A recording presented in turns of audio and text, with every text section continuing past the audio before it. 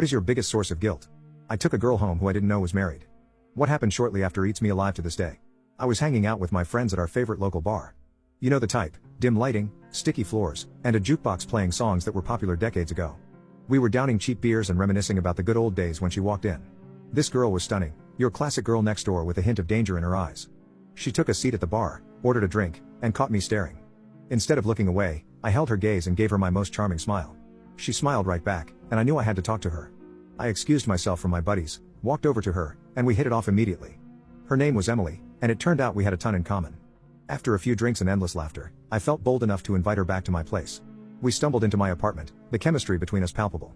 We were both feeling tipsy, and it was pretty clear where the night was heading. But first, I wanted to make sure she was comfortable. I offered her a glass of water, but she said she was fine and began looking around my place.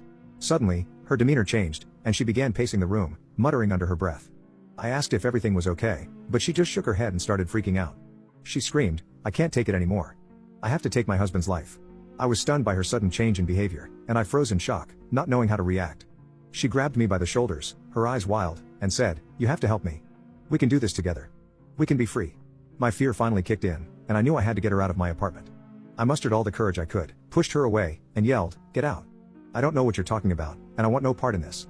As the words left my mouth, her face twisted with a mix of rage and anguish. Her eyes seemed to darken, taking on a blood-red hue. She let out a crazy, deranged scream and began wreaking havoc on everything in sight. She hurled furniture across the room, shattered glass, and ripped apart anything she could get her hands on. Realizing the situation was spiraling out of control, I knew I had to take action. I grabbed her by the arms, and despite her kicking and screaming, I forcefully removed her from my place. Once she was outside, I locked the door and stood there, my heart pounding, as I tried to process what had just happened. As the days passed, I couldn't shake the feeling of unease. I had narrowly escaped a dangerous situation, but I couldn't help but think about the desperation I had seen in Emily's eyes.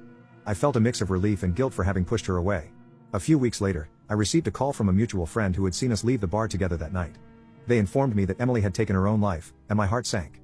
Despite her erratic behavior, I couldn't help but feel terrible for not helping her when she had reached out to me. The weight of guilt settled on my shoulders, and I found myself struggling with my own dark thoughts. To this day, that night continues to replay in my mind.